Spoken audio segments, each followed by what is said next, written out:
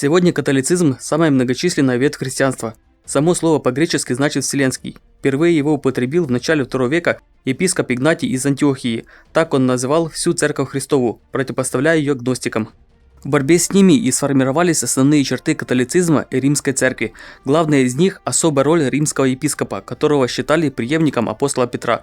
Христиане из иудеев все еще входили в церковь, но уже не играли ведущей роли.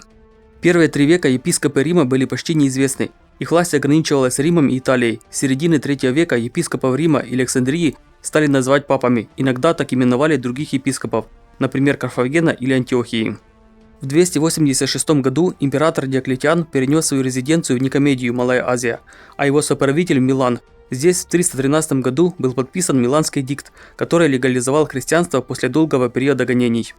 В результате Никейского собора 325 года произошло отделение церкви ариан, донатистов и иудео-христиан. Таким образом, понятия христианин и католик начали расходиться, поскольку появились общины, не принадлежащие к Вселенской католической церкви. Никейский собор стал попыткой императора Константина установить влияние на церковь через епископат, минуя традиционное первенство Римского престола, как кафедры апостола Петра. Несмотря на это, на соборе было подтверждено особое положение папства. За Римской церковью признавалась юрисдикция в западной части Римской империи и первенство чести среди других епископов. Власть римского епископа на Западе росла по мере распада империи. Считается, что в 452 году папа Лев I убедил Аттилу и гуннов отступить, спасая Рим. Через несколько лет он повторил это с вандалами, смягчив их разорение. После крушения Римской империи население резко сократилось.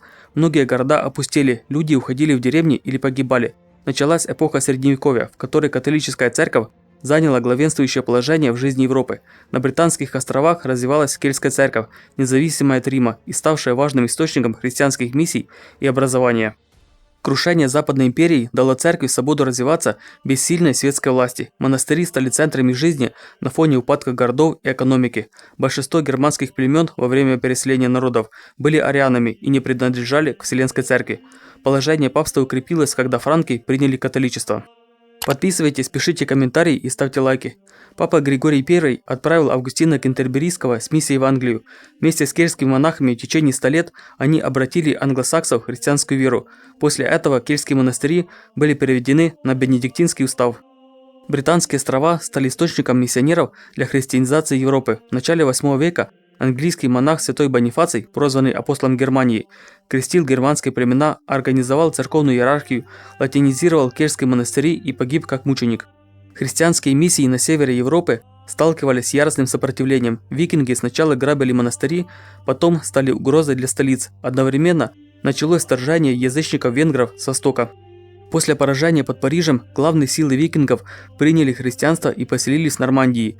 Венгры были разбиты Оттоном Великим в 955 году после восстановления Римской империи на Западе. Вскоре Чехия, Польша и Венгрия приняли католичество. Так Римская церковь значительно расширила свое влияние.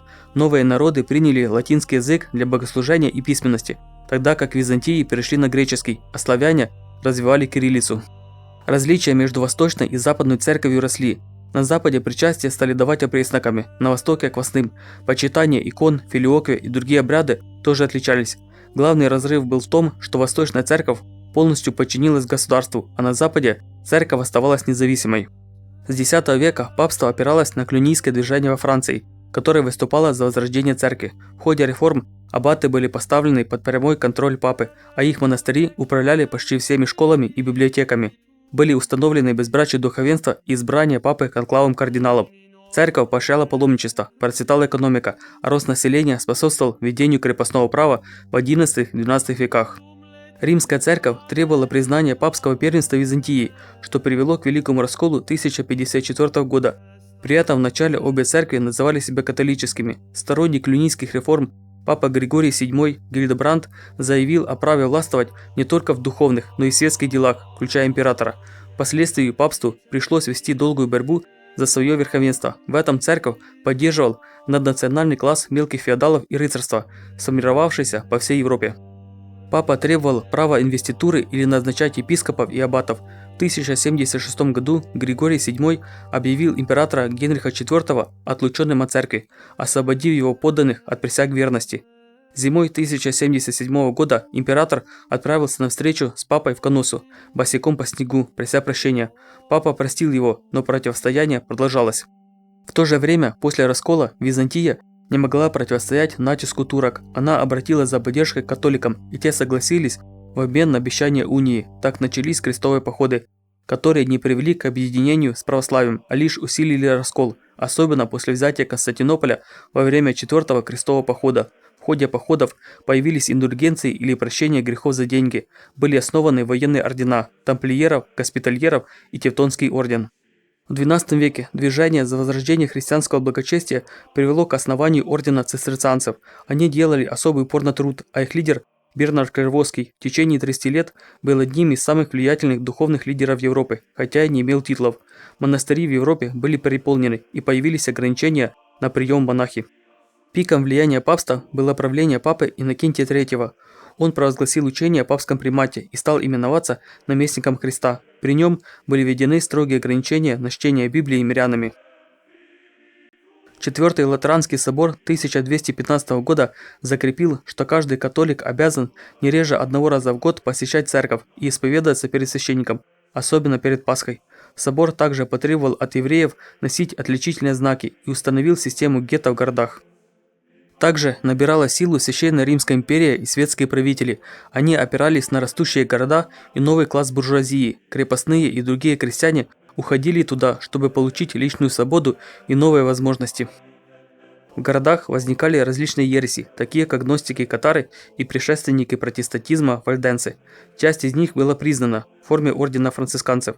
Против других создали инквизицию под руководством ордена доминиканцев. Города создали условия для появления первых университетов, таких как Болонья, Сорбонна и Оксфорд. В них развивалась схоластика. Ее крупнейший представитель, доминиканец Фома Аквинский, сформировал главное философское учение католицизма. Поддержка крестовых походов в Палестину падла. Большинство считало важнее покорение последних язычников на севере Европы, в районе Балтийского моря. Здесь крестоносцы создали государство Тевтонского и Ливонского орденов. В конце XIII века папству удалось сместить династию Гогенштауфенов и заменить ее на лояльных Габсбургов, хотя против Рима выступили другие феодалы. Французский король добился ликвидации ордена тамплиеров и фактически подчинил папство, переведя его резиденцию в Авиньон в 1309 году. Развитие городов создало условия для распространения чумы черной смерти с 1346 года, которая унесла треть населения Европы.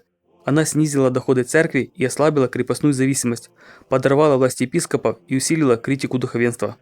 В условиях такого кризиса начали нарастать требования реформ внутри церкви, и миряне и духовенство хотели видеть папу в Риме.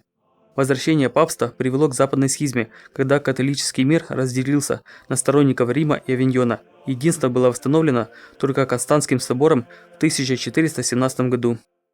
Папство восстановило свою власть, но продолжало сталкиваться с сопротивлением гуситов, османской угрозой на Балканах, культурным вызовом Ренессанса и книгопечатания. Тем временем Франция укреплялась после Столетней войны. В XV веке Португалия расширяла свои владения вдоль побережья Африки и открыла морской путь в Индию, а испанец Христофор Колумб открыл Америку. Католическая церковь активно распространяла веру на новых землях, а европейские монархи извлекали из колоний серебро, золото и другие богатства. Но растущее злоупотребление лидеров церкви, особенно продажа индульгенций, в итоге привели к реформации, начатой Мартином Лютером в 1517 году. Многие монархи поддержали движение ради передела церковного имущества. Перевод Библии протестантами на народные языки способствовал вытеснению латыни и укреплению власти государства.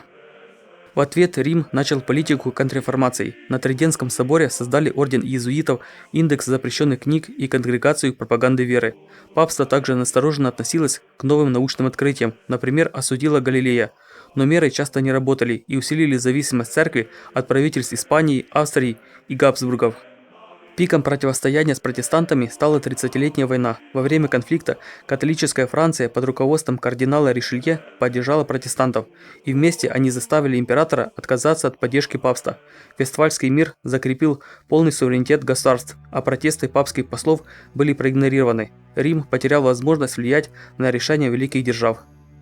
Главными его союзниками остались только Испания и Польша, но их значение падало. Рим приветствовал отмену веротерпимости протестантам Нанского эдикта во Франции, но был разочарован, когда Людовик XIV сделал французскую церковь автономной. Позже папство искало поддержки даже у протестантских стран против Франции. Под давлением абсолютистских монархий, в частности династии Бурбонов, в 1773 году папство было вынуждено ликвидировать орден иезуитов. В Австрии при императоре Иосифе II началась массовая секуляризация монастырей. Мыслители просвещения критиковали церковь за догматизм и вмешательство в политику. Антикатолические настроения снизились, когда Франция и Испания поддержали американские колонии в войне за независимость. Церковь выступила также против французской революции. В 1798 году папа Пий VI был захвачен французами и доставлен во Францию, где вскоре умер. После поражения Наполеона Папская область была восстановлена на Венском конгрессе, а в Великобритании начался постепенный процесс снятия ограничений с католиков, который завершился и политическим освобождением в 1829 году. В дальнейшем папство выступало против революционных движений. Сторонники объединения Италии стали требовать ликвидации Папской области. В 1870 году она была занята, и Папа Римский объявил себя узником Ватикана. В Германии после объединения католики подвергались преследованию со стороны Бисмарка в ходе политики культуркамфа. Хотя папство выступало против коммунизма во время гражданской войны в Испании, во время Второй мировой войны оно сохраняло молчание. В 1937 году папа Пий XI издал энциклику, в которой публично осудил нацизм, неоязычество и расовое превосходство. С середины 20 века католицизм все чаще сталкивался с влиянием пятидесятничества в Латинской Америке и ростом социалистических идей в Европе. В ответ внутри церкви началось движение за обновление. В 1962 году был создан Второй Ватиканский собор, который расширил участие мирян, наладил диалог с другими конфессиями. Латинскую мессу заменили богослужением на народных языках. Алтари повернули так, чтобы священник стоял лицом к прихожанам. Католицизм активно распространялся в Африке, прежде всего в бывших колониях католических держав.